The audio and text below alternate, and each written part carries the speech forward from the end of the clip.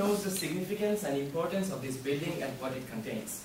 But have you ever thought how it first got started? It was Mrs. Helen Harrington Compton who first got Mrs. Andrews so deeply involved in the campus that she got inspired to build an entire 5-story library for us. So today I am going to nominate Mrs. Helen Harrington Compton, this wonderful young lady, for the Great Scott Award.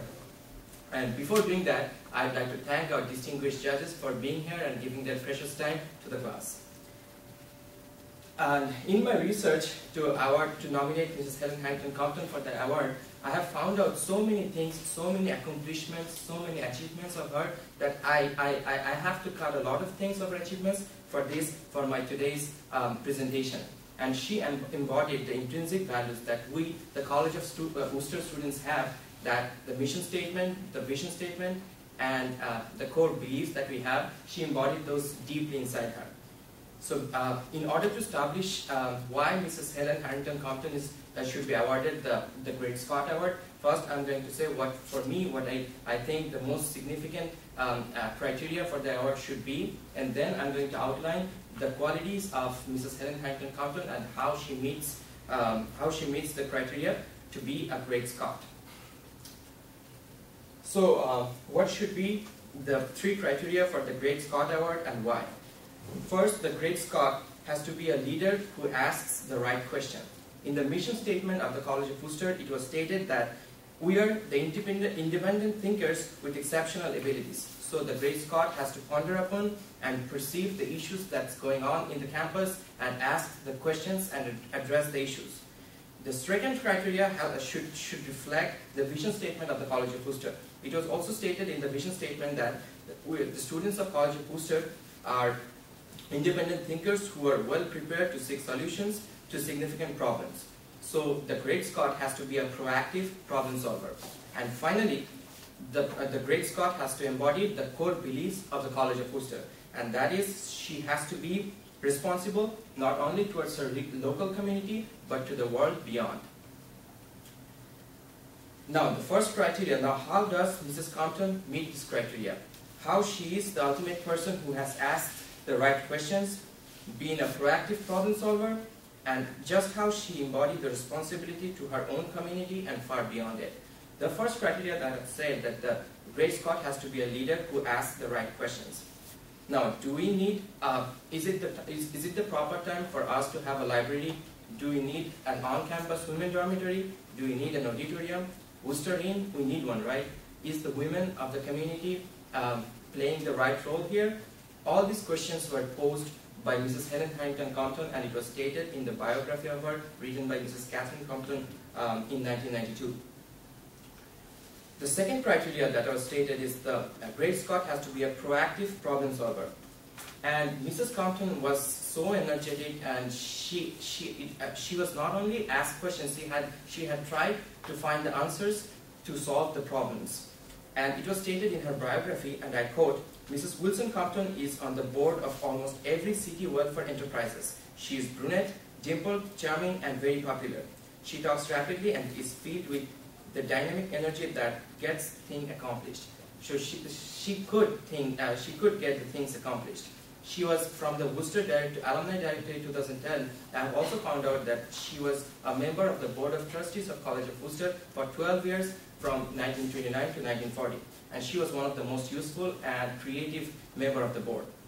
She also won the Distinguished Alumni Award in 1967, and the award was given to the alumni who were distinguished in service to humanity and in service to Worcester.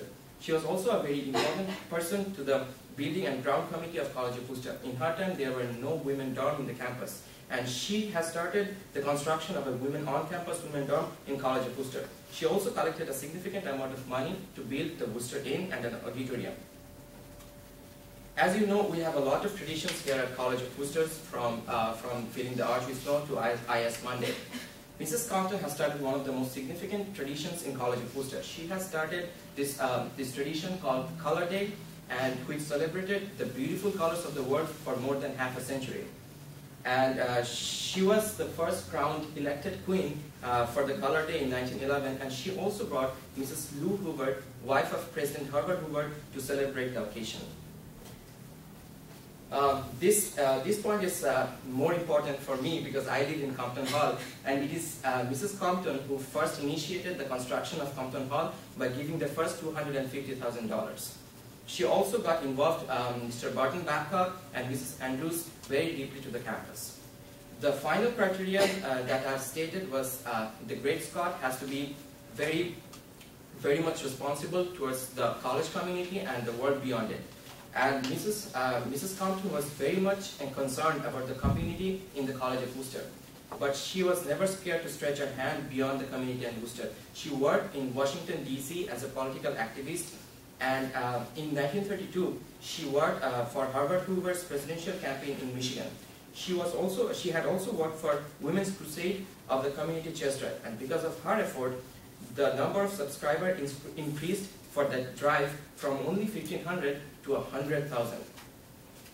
According to several newspapers, Mrs. Helen Hampton Compton was awarded 1950s Women of Achievement, and she was awarded on the basis of, I quote, achievements during past 5 years, community, state, or national service recognized as outstanding or creative work, leadership, or ability to motivate others to serve, time given, and results achieved in volunteer service outside of paid compensation.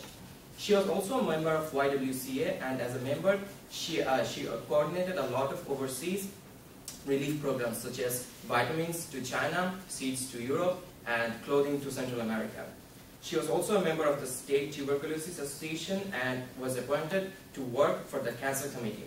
And she was also appointed by the governor to work for the Keep Washington Green Committee. And in the newspapers, it was also stated, as we were students of a public speaking class, that Mrs. Compton was an outstanding speaker. And it was also stated that, I quote, she has entered into college activities and state development programs with wholehearted enthusiasm, which brought her in contact with the entire state. Now, I can go on forever about Mrs. Compton's leadership activities, achievements, and the awards if I didn't have a time limit. We will be upholding our identity by honoring Mrs. Compton. The Great Scott Award, as very few embodied the intrinsic values that the College of Worcester cherishes as she did. As I researched the life of this great woman, I could see how we, the present students of College of Worcester, have been blessed by the opportunity to follow Mrs. Helen Hampton Compton's footsteps and give back to the global community.